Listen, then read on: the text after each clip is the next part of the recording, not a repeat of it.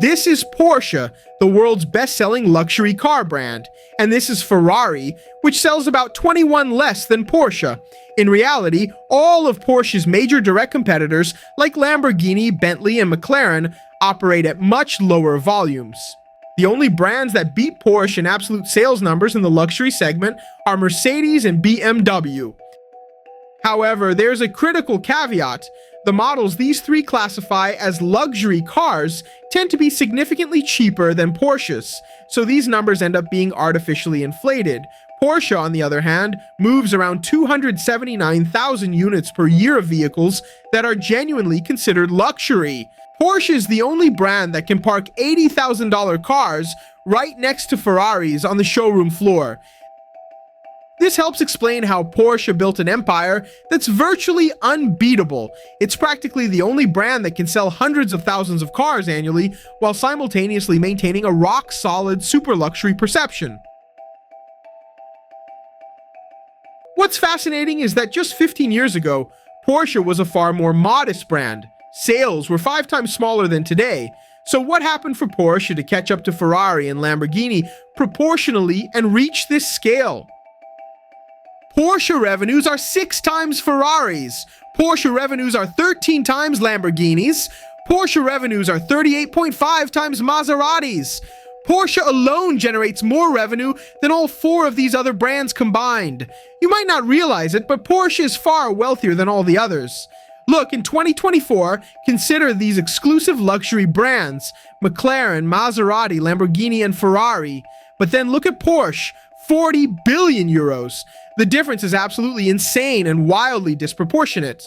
To make this even more mind-blowing, these 3 Porsche models alone outsold all competing brands.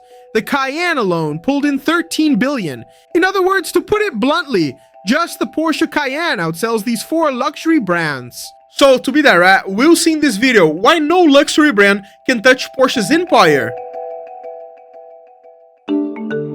In the early 1990s, Porsche was in critical financial shape. The company had collapsed in sales after the end of the sports car boom of the 80s. In 1989, Porsche was still cranking out just over 50,000 cars per year. Just 4 years later, in 1993, that number had cratered to around 14,000 units, a level totally incompatible with the costs of an automaker focused on cutting-edge engineering. The problem was simple. Porsche was almost entirely dependent on the 911, a legendary car, massively desirable, but sold in tiny volumes, with sky-high development costs and margins insufficient to sustain the entire company. And then, one choice changed everything. In the early 2000s, Porsche launched the Cayenne, and the shock was immediate. A tall, heavy 4-door Porsche felt, to many, like a betrayal of the brand's DNA. In reality, it was a direct response to a very real financial crisis. The Cayenne opened 3 decisive fronts simultaneously. First, it allowed Porsche to hit the American market hard, where SUVs had always had far higher demand than pure sports cars.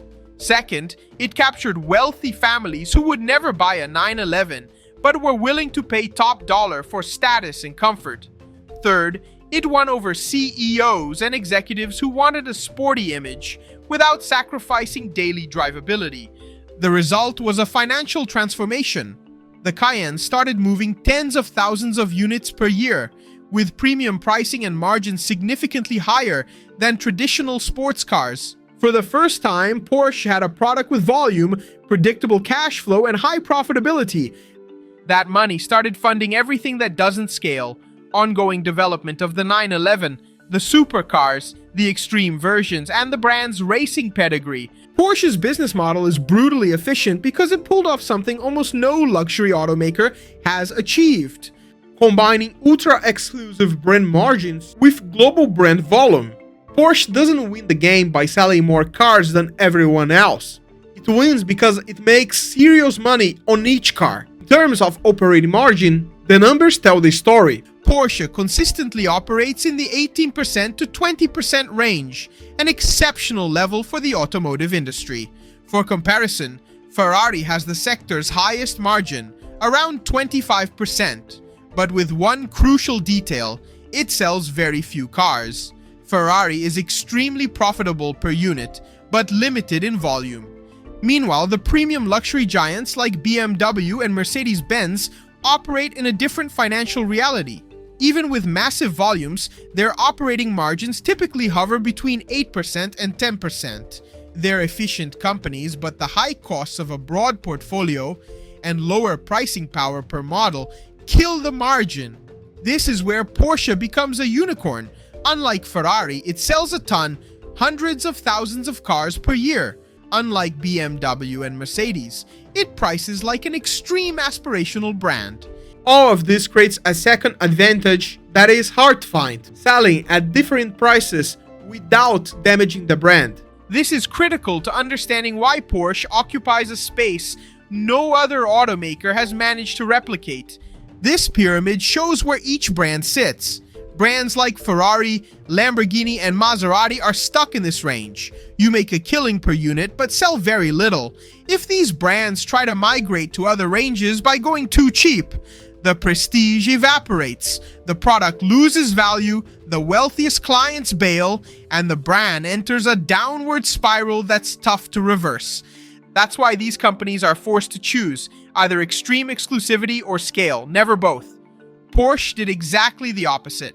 It built a lineup that starts around $70,000 and goes up to multi-million-dollar supercars, without breaking the super luxury perception. This only works because at every price tier, the brand's core promise stays intact. It doesn't matter if it's an entry-level sports car or a limited edition. The customer is still buying engineering, performance, design, and racing heritage. Porsche achieved something that seemed impossible in the automotive industry: scale and exclusivity at the same time. Here's the second element, even more powerful, the psychological trick in the consumer's mind. Porsche is Porsche. Unlike BMW, Mercedes, and Audi, Porsche simply doesn't have a mass-market car. There's no fleet Porsche. There's no taxi Porsche. There's no generic entry-level Porsche built for pure volume. Even the most accessible models, like the Cayenne or the 718 lineup, maintain three fundamental pillars: unmistakable design, real performance, and a direct connection to the brand's racing heritage. And for all these reasons, no luxury brand can touch Porsche's empire.